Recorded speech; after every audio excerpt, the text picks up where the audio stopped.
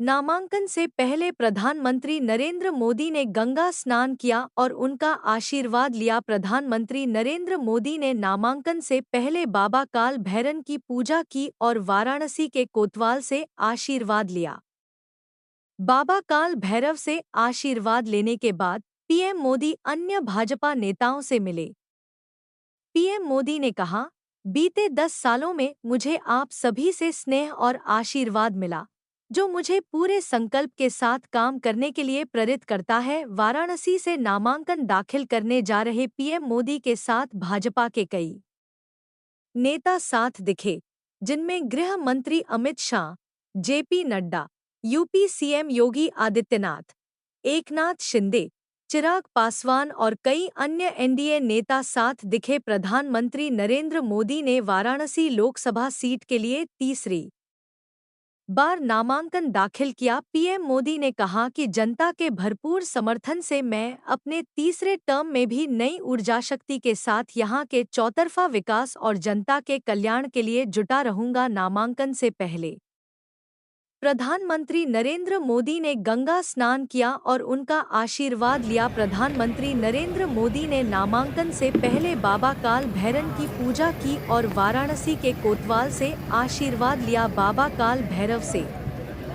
आशीर्वाद लेने के बाद पीएम मोदी अन्य भाजपा नेताओं से मिले। पीएम मोदी ने कहा, बीते 10 सालों में मुझे आप सभी से स्नेह और आशीर्वाद मिला, जो मुझे पूरे संकल्प के साथ काम करने के लिए प्रेरित करता है। वाराणसी से नामांकन दाखिल करने जा रहे पीएम मोदी के साथ भाजपा के कई नेता साथ दिखे, जिनमें गृह मंत्री Amit Shah, JP Nadda, UP CM Yogi Adityanath, Eknath Shinde, Chirag Paswan और कई अन्य एनडीए नेता साथ दिखे। प्रधानमंत्री नरेंद्र मोदी ने वाराणसी लोकसभा सीट के लिए तीसरी बार नामांकन दाखिल किया। पीएम मोदी ने कहा कि जनता के भरपूर समर्थन से मैं अपने तीसरे टर्म में भी नई ऊर्जा शक्ति के साथ यहां के चौतरफा विकास और जनता के कल्याण के लिए जुटा रहूंगा। पीएम मोदी जब नामांकन दाखिल करने पहुंचे, तब उनके साथ गृह मंत्री अमित शाह, रक्षा मंत्री राजनाथ सिंह और सीएम योगी आदित्यनाथ समेत तमाम बड़े नेता भी मौजूद रहे। लेकिन क्या इस तस्वीर पर गौर किया कि नामांकन पत्र दाखिल करते वक्त पीएम मोदी तो खड़े थे, लेकिन रिटर्निंग ऑफिसर कुर्सी पर ही बैठे रहे। हालांकि सिर्फ पीएम मोदी ही नहीं, बल्कि कोई भी उम्मीदवार हो, रिटर्निंग ऑफिसर बैठे ही रहते हैं। दरअसल ये एक प्रोटोकॉल होता है। नामांकन करने कितना ही बड़ा नेता क्यों न आ जाए, उनके सम्मान में रिटर्निंग ऑफिसर खड़ा नहीं हो सकता। खड़े क्यों नहीं होते रिटर्निंग ऑफिसर?